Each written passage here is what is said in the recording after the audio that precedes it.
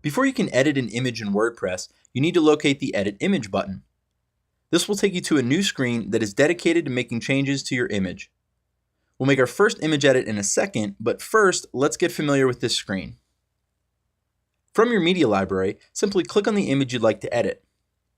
Underneath the large image thumbnail, click on the button that says Edit Image. This will take you to the image editing screen. At the top, you'll see a row of buttons. These are the various tools we'll be using in the next chapter to edit our images. Directly below that is the image itself. It's important to point out that the image here is not its full size. Think of this as an image preview. You'll be able to visualize your edits as you make them, but they aren't final until you click the Save button at the bottom. If you're not happy with the edits you made, simply click Cancel to discard the changes and keep the original image untouched.